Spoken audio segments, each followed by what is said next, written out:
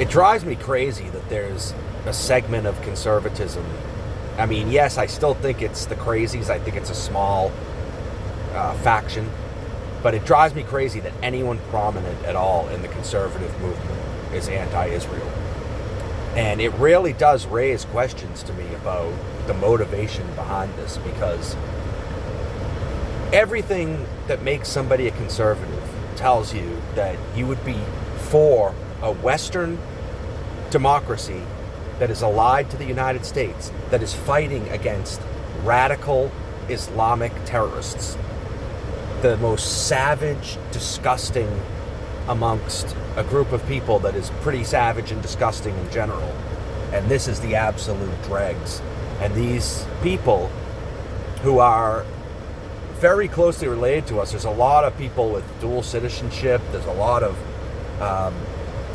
Jewish people that have immigrated back and forth between the two countries. We have tremendous kinship. We're both, as I said, Western democracies with a shared Judeo-Christian heritage and belief system. And so it's just unthinkable that a conservative would side with Hamas. And so when they do, it really raises questions to me. Like, the whole thing in general, that anyone is on the side of Hamas, really raises questions about how susceptible we are to Middle Eastern money.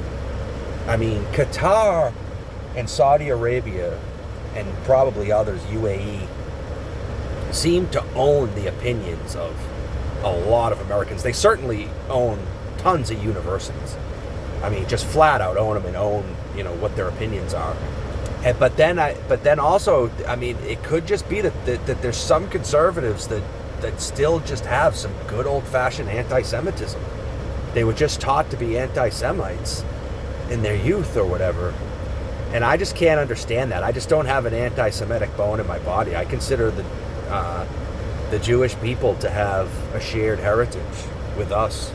I feel a kinship towards them. It's just never been something that's ever been taught to me as a kid, or anything I've ever felt that I have a anti-Semitic bone in my body. I support Israel to the hilt, because what's the alternative? That area should be taken over by radical Islam, and a bunch of our people that we have a kinship with are killed or expelled. I mean, it just doesn't make any sense.